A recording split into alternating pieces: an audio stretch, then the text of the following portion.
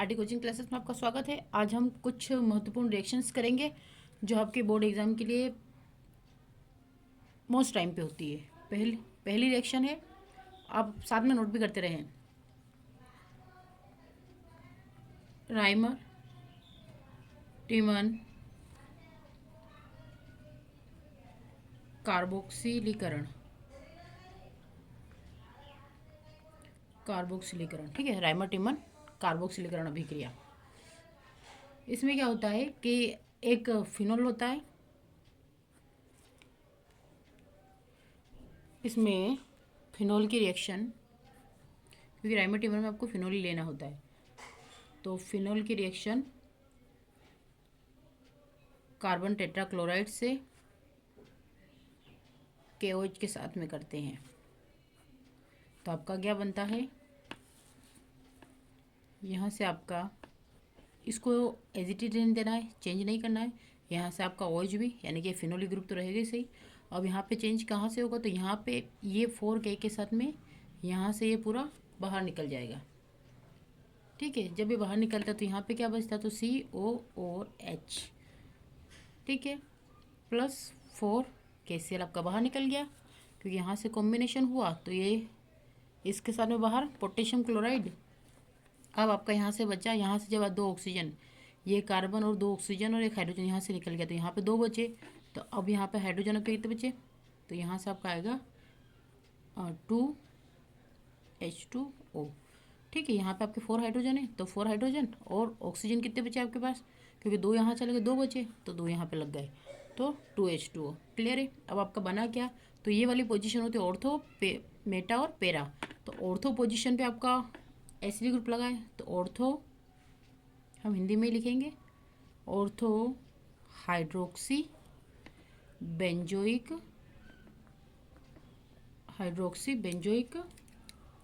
अम्ल, ये आपका बनता है।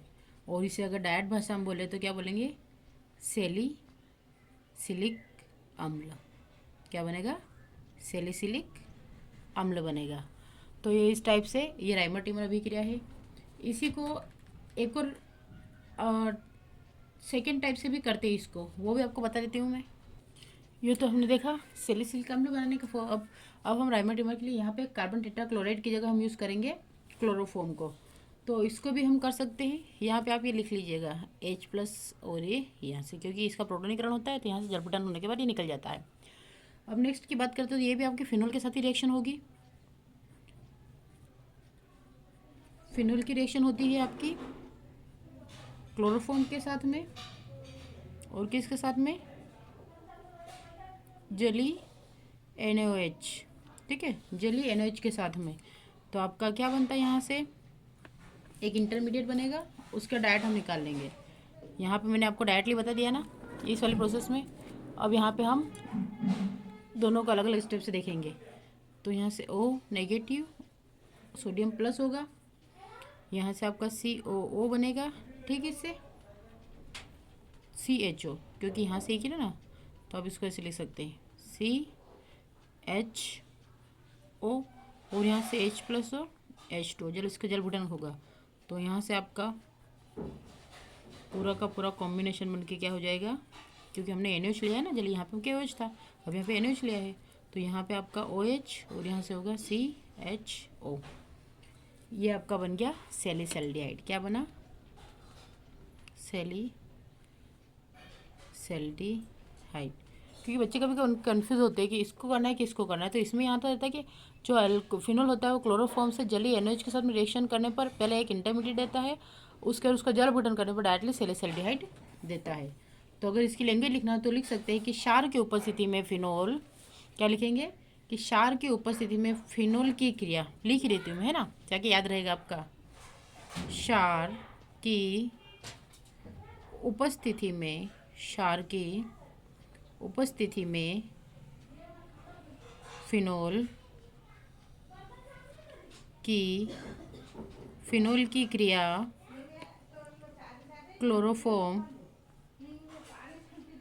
क्लोरोफॉर्म से होकर जल अपघटन कराने पर, जल अपघटन कराने पर सैलिसिलएल्डिहाइड बनता है। और अगर हम CCl4 से ही लिख लेते, अगर CCl4 कार्बन टेट्राक्लोराइड से करवाते हैं तो सैलिसिलिक अम्ल बनता है, सैलिसिलिक अम्ल बनता है। क्लियर है। अब हम नेक्स्ट रिएक्शन करते हैं, पर्किन रिएक्शन। कौन सी वाली? पर्किन अभिक्रिया।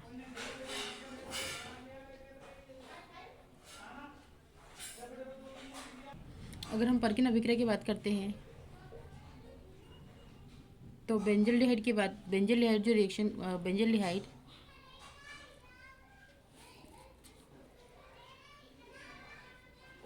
CH3CO से रिएक्शन करता है, यानी कि सोडियम एसीटेट बोलते हैं इसको। क्या बोलते हैं? एसीटेट से रिएक्शन करेंगे किसके साथ में? तो सोडियम एसीटेट की उपस्थिति में, सोडियम एसीटेट की उपस्थिति में 180 डिग्री सेल्सियस पर।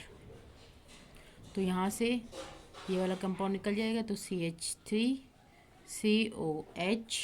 तो यहाँ से क्या बनेगा? ये आपका रहेगा C6H5 रहेगा, CH। अब यहाँ से ये बाहर निकल गया, तो यहाँ से आपका डबल बॉन्ड CH और COOH, ये वाला पूरा कॉम्बिनेशन इसके साथ बन जाएगा। तो आपका ये सिनेमिक अम्ल बन गया। क्या बना? इसको बोलते हैं सिनेमिक अम्ल, सिनेमिक अम्ल, ये पिक्रिक अम्ल। तो आपको इतनी बड़ी रिएक्शन, तो आपको रिएक्शन याद रखना है और उसमें याद रखना है कि पिक्रिक अम्ल से क्या बनता, ये पर्किन अभिक्रिया से क्या बनता है? तो सिनेमिक अम्ल बनता है। क्लियर है। फिर आपकी ये वाली मोस्ट टाइम की रिएक्शन है हाफमैन मस्टर्ड ऑयल अभिक्रिया। हाफमैन मस्टर्ड ऑयल अभिक्रिया, हाफमैन मस्टर्ड ऑयल अभिक्रिया। अब इसमें क्या होता है? आपको एथेनामिन लेना है, CH3 CH2 NH2। आपको फॉर्मूला याद होने चाहिए सभी के। ये आपका क्या है? एथेनामिन, एथेनामिन भी बोल सकते हैं। तो एथेनामिन की रिएक्शन करवाते हैं हम किससे? कार्बन डाइसल्फाइड से। ठीक है। तो आपका क्या बनता है? यहाँ से एक S डबल बॉन्ड, ये वाला कार्बन। अब यहाँ से ये वाला N के साथ जुड़ेगा, तो NH। यहाँ से ये C2, इसको लिख सकते हैं C2H5, क्योंकि 3 हाइड्रोजन और 2 5 और 2 कार्बन, तो NHC2H5 इसको लिख सकते हैं। और वैसे ही यहाँ पे आपका क्या बचा? ये H और यहाँ ये S और यहाँ का एक H, तो SH। ये इस प्रकार से बन गया। इसका नाम होगा N एथिल, N एथिल, क्योंकि नाइट्रोजन से जुड़ा है, तो N एथिल डाइथायो कार्बोनिल अम्ल। अब इसकी रिएक्शन जब हम करेंगे HgCl2 से, ठीक है, इसकी रिएक्शन जब मर्क्यूरियस क्लोराइड से करेंगे तो C2H5N, यहाँ से इसे डायरेक्ट चलेंगे, N बीच में आपका कार्बन और फिर क्या लगा? S। ये वाला यहाँ से पूरा का पूरा बाउंड्री आ गई। अब यहाँ से ये वाला बचा, ये वाला निकल जाएगा HgS के साथ में प्लस 2HCl आपका निकल जाएगा। क्लियर है। ये रिएक्शन आप ऐसे भी कर सकते हैं, ऐसे भी कर सकते हैं। तो यहाँ से एथामिन की रिएक्शन जब आप सोडियम कार्बन डाइसल्फाइड से करेंगे तो इस प्रकार से आपका एक N एथिल डाइथायोन कार्बोनिल बनेगा, और उसकी रिएक्शन जब HgCl2 से करेंगे तो इस प्रकार से आपका पूरा कंपाउंड बनेगा। क्लियर है। अब इस कंपाउंड का नाम क्या है? Ethyl isothiocyanate. क्या बनेगा कंपाउंड का नाम? एथिल आइसो, जहाँ पे एच दिखे थायो होगा, आइसोथायोसाइनेट। तो इसको पूरा भी लिख सकते हैं एथिल आइसोथायोसाइनेट। ठीक है। ये आपका हाफमैन मस्टर्ड ऑयल अभिक्रिया है। क्लियर है। अब ये वाली ये भी महत्वपूर्ण रिएक्शन है, जिसे एग्जाम में HVZ रिएक्शन के नाम से पूछा जाता है। या तो HVZ बोलो, या फिर बोल सकते हम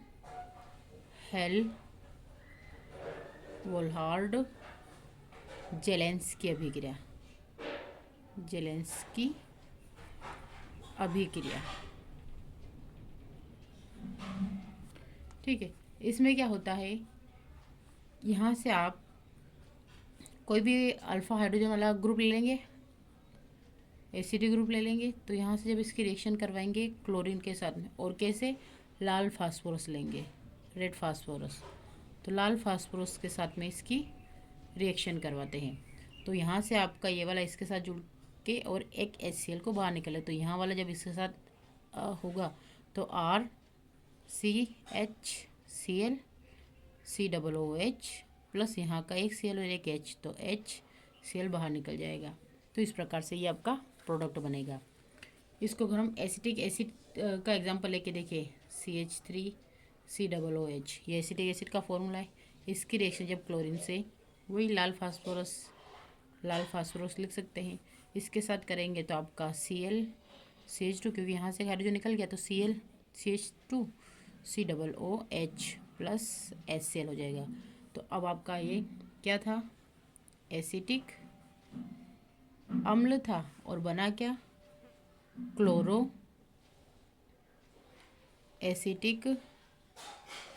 क्लोरोएसिटिक अम्ल आपका बन गया। क्लियर है? ये बहुत ही ज़्यादा इंपॉर्टेंट रिएक्शन है, ऑब्जेक्टिव में पूछी जाती है और ऐसे भी पूछी जाती है। फिर नेक्स्ट क्वेश्चन आता है आपका हाफमैन ब्रोमामाइड अभिक्रिया।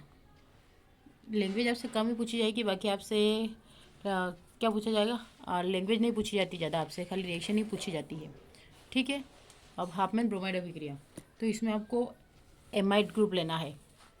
तो एमाइड ग्रुप के लिए RCONH3, यहाँ पे आप एमाइड लिख सकते हैं।